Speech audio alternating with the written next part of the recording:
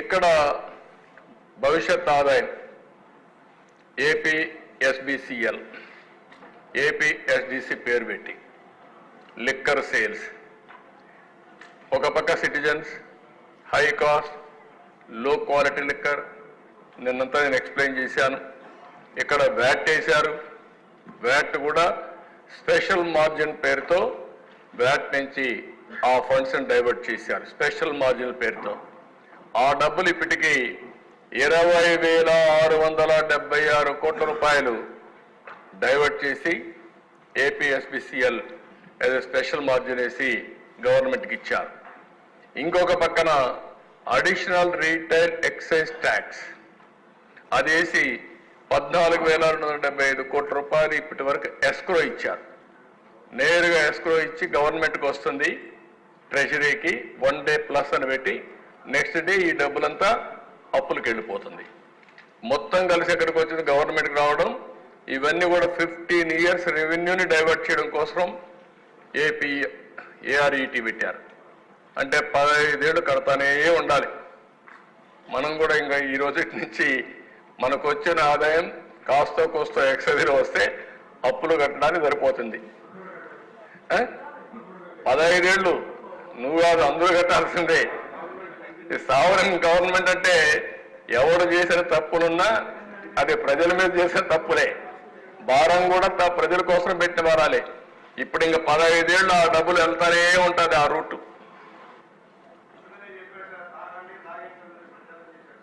అందుకే తాగండి తాగించండి. ఇప్పుడు మొత్తం ఊడ్చేసి వెళ్ళిపోయాడు. మద్యపాన నిషేధం అన్నాడు, అయిపోయింది. ఇది మీరందరూ మళ్ళీ అర్థం చేసుకోవాలి. డబ్బుల కోసం వినూత్నంగా ఆలోచించండి. ఎవరికి ఆలోచన వచ్చుండదు ప్రపంచంలో. స్వాతంత్రం వచ్చిన తర్వాత ఎవరికి రాలేదు. ఎక్సైజ్లో కూడా డబ్బులు డైవర్ట్ చేయొచ్చు, లేకపోతే ఈ విధంగా అడిషనల్ రీటైల్ ఎక్సైజ్ ట్యాక్స్ వేయచ్చు, వ్యాట్ కాకుండా స్పెషల్ మార్జిన్ ద్వారా కలెక్ట్ చేయొచ్చు. ఈ రెండు కలెక్ట్ చేసి మళ్ళీ సంక్షేమ కార్యక్రమాలు డైరెక్ట్గా పెట్టచ్చు, లేకపోతే ఆయన లూట్ చేసిన దానికి మిగిలిన డబ్బులంతా ఇక్కడ డైవర్ట్ చేశాడు. పీనట్స్ అన్ని. అంటే ఎంత అరాచకం అంటే అంత అరాచకాలు చేసే పరిస్థితికి వచ్చాడు.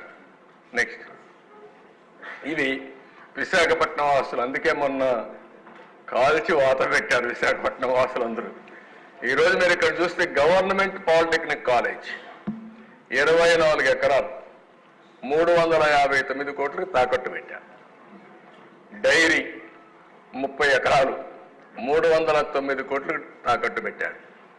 గవర్నమెంట్ ఐటీఐ కాలేజ్ 17 ఎకరాలు 270 కోట్లకు తాకట్టు పెట్టాడు. కడాన పోలీస్ క్వార్టర్స్ 9 ఎకరాలు 215 కోట్లు తాకట్టు పెట్టాడు.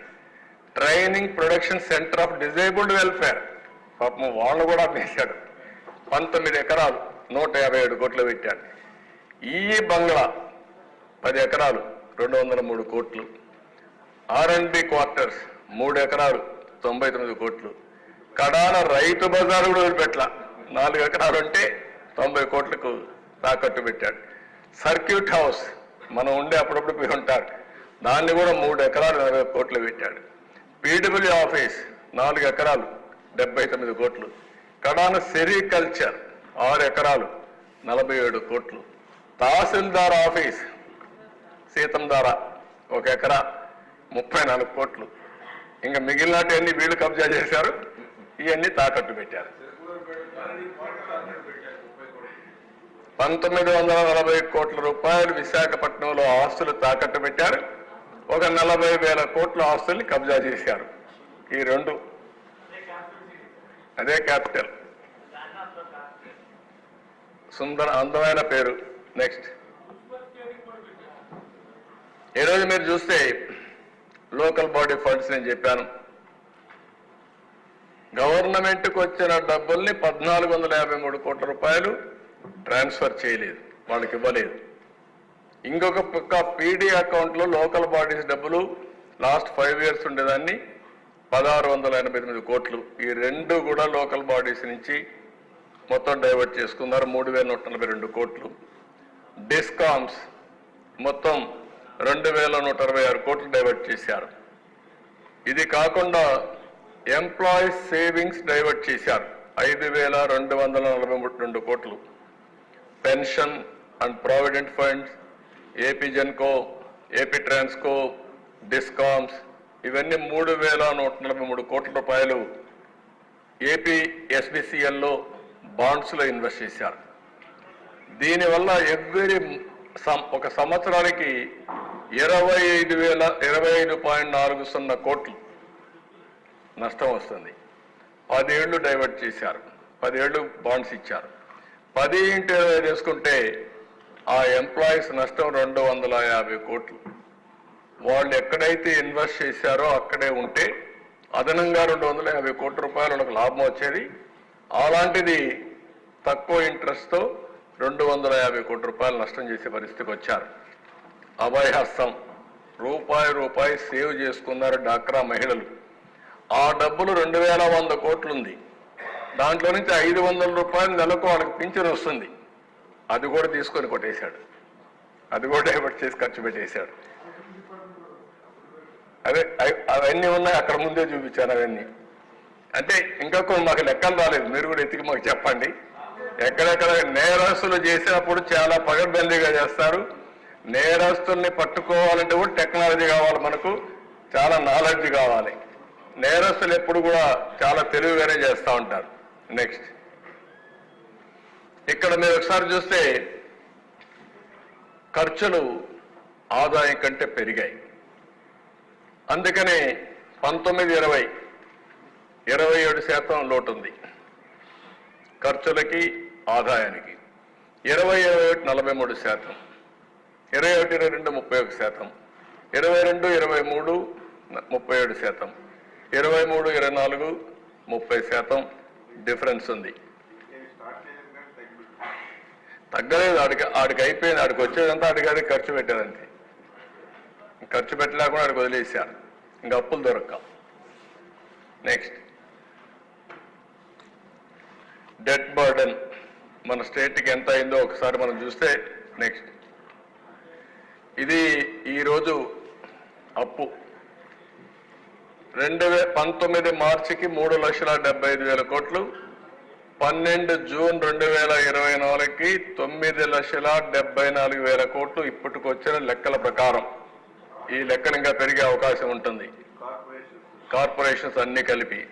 అందుకే అక్కడ చూపించాం. గవర్నమెంట్ డెట్ 4,38,278 కోట్లు, public account liabilities 80,914, corporation debt 2,48,677 కోట్లు, సివిల్ సప్లైస్ కార్పొరేషన్ 36,000 కోట్లు, పవర్ సెక్టర్ 34,227 కోట్లు, outstanding dues to vendors అన్ని స్కీమ్స్ అన్ని చూస్తే 1,13,244 కోట్లు. ఆ కాంట్రాక్ట్లు కూడా. Outstanding dues to employees 21,920 కోట్లు, non contribution to sinking fund అని 1,196 కోట్లు. అంటే ఇప్పుడు మొత్తంగా మనం చూస్తే 1,13,000 కోట్లు, 22,000 కోట్లు. ఈ రెండు అప్పులకు యాజ్ ఆన్ టుడే బిల్స్ రెడీగా ఉన్నాయి. వాళ్ళు ఏం చేయాలో అర్థం కాదు, మళ్ళా డెవలప్మెంట్ చేయాలి. ఆ పరిస్థితిలో మనం ఉన్నాం ఈరోజు. నెక్స్ట్ ఇక్కడ మళ్ళా ఒకసారి మీరు చూస్తే ఈచ్ డిపార్ట్మెంట్ 1,35,000 కోట్లకు బ్రేకప్ ఇచ్చాం.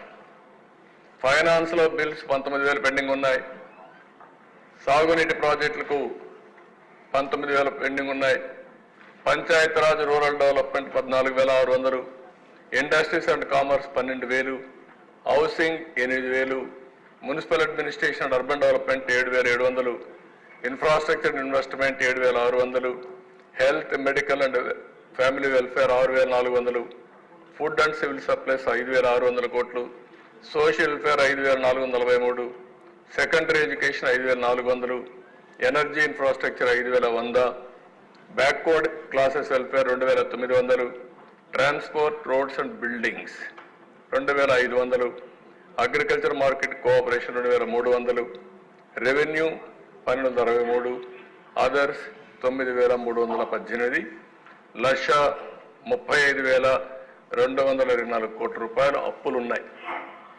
అంటే మామూలు అప్పులు కాదు, ఇప్పుడు పే చేయాల్సిన అప్పులు, కరెంట్ అప్పులు ఇవి. ఇక్కడవన్నీ స్ట్రక్చర్డ్ అప్పులు, ఇవి మనం ఇప్పుడు అప్పులు ఉండేటివి, ఇవి పే చేసే తప్ప తెలిసిన అప్పులు, అవి కూడా తెలిసిన అప్పులు, మన నోటీస్కి వచ్చిన అప్పులు. ఇంకా అప్పులు వాళ్ళకి చెప్తే అవన్నీ లెక్కేసుకోవాలి. మన ఫైనాన్స్ డిపార్ట్మెంట్ ఆ పని చేస్తున్నారు ఇప్పుడు. నెక్స్ట్, ఇది కాకుండా కోర్టులో దగ్గర మీరు ఒకసారి చూస్తే కంటెంప్ట్ కేసులు ఎవ్రీడే 5,615 కేసులు వేశారు. 1,760 కోట్లకి. రిట్ పిటిషన్స్ విత్ డైరెక్షన్స్ ఇచ్చింది 3,229 కేసులకు ఇచ్చారు, 17,080 కోట్లకి. ఇంకొక పక్కన రిట్ పిటిషన్స్ ఇంకా అడ్మిట్ కావాలి 16,000.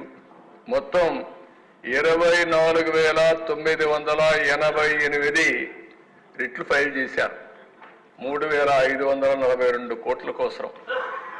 అంటే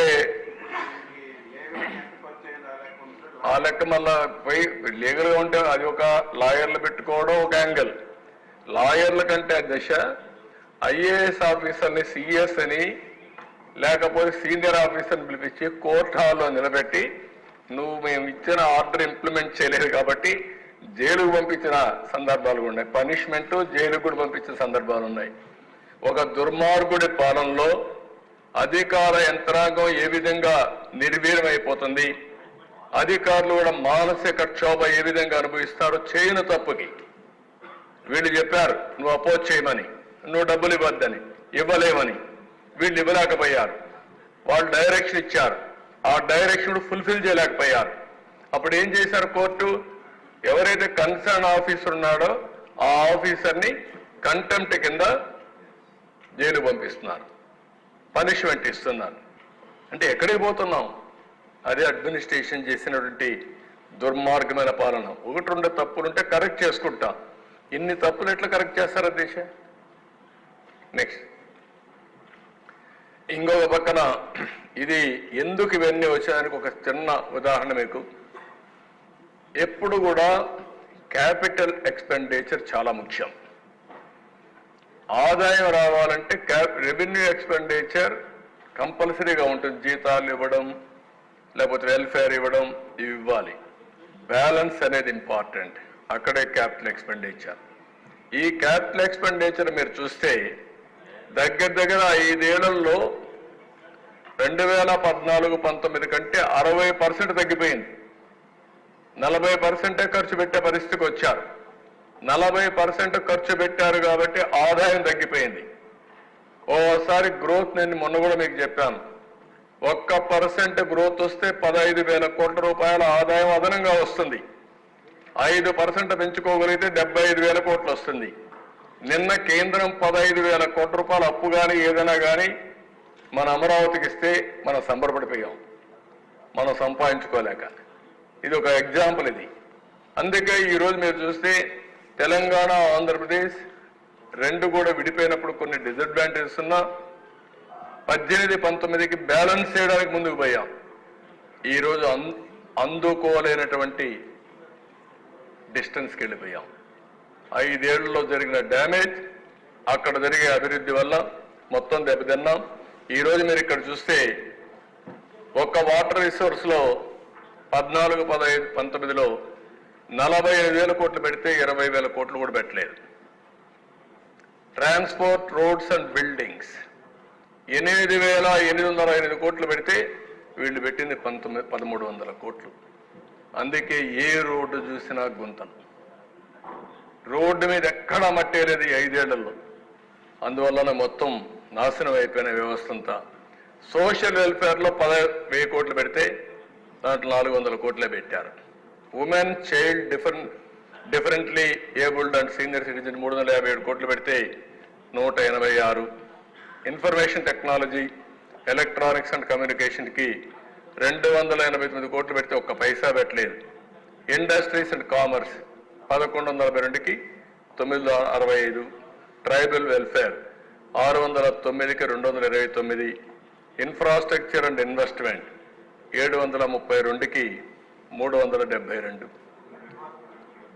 అంటే క్యాపిటల్ ఇది వచ్చినప్పుడు ఆ హెడ్స్ లో క్లాసిఫికేషన్ ప్రకారం పెట్టాం.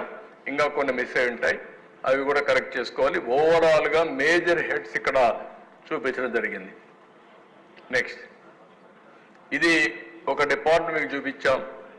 వాటర్ రిసోర్స్ డిపార్ట్మెంట్ లో సాగునీటి ప్రాజెక్టులో 19-19-24కి 57% తగ్గిపోయింది.